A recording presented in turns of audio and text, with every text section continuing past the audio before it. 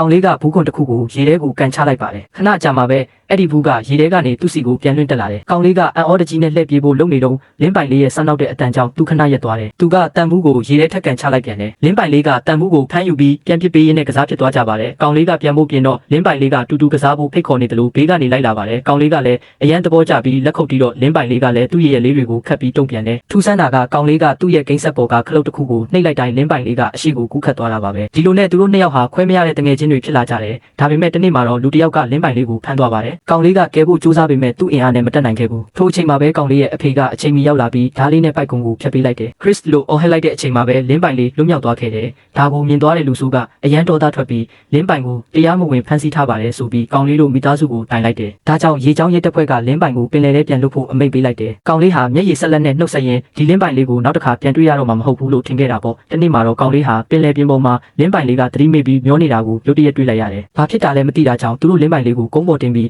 အစာဟာရကျွေးမွေးပြုစုပေးခဲ့တယ်ကောင်လေးကစိုးရိမ်တကြီးနဲ့ဘေးကနေစောင့်ကြည့်နေရင်နောက်တနေ့မနက်မှာတော့လင်းပိုင်လေးကရေနဲ့ပတ်ပြီးသူ့ကိုနှိုးလိုက်တယ်လင်းပိုင်လေးကျမ်းမာရေးပြန်ကောင်းလာတာကိုမြင်တော့သူတော်တော်လေးဝမ်းသာသွားတယ်သူတို့စစ်ဆေးကြည့်လိုက်တဲ့အခါမှာတော့ပင်လယ်ထဲကအစိတ်တငွေ့တွေကြောင့်လင်းပိုင်လေးအစိတ်တင်ခဲ့တာလို့သိလိုက်ရတယ်ဒါကြောင့်သူတို့ကလင်းပိုင်လေးရဲ့ကိုယ်ပေါ်မှာကင်မရာတက်ပြီးရေအောက်ကိုစေလွတ်စုံစမ်းခိုင်းခဲ့တယ်ပင်လယ်ကျမ်းပြင်မှာစွန့်ပစ်ထားတဲ့အစိတ်ရှိဓာတုပစ္စည်းအမြောက်များကိုရှာဖွေတွေ့ရှိခဲ့ပြီးဒီသက်သေတွေကိုရဲတပ်ဖွဲ့ထံအပ်နှံလိုက်တဲ့အတွက်ဟိုလူရုံမာကိုလည်းဖမ်းဆီးအရေးယူနိုင်ခဲ့ပါတော့တယ်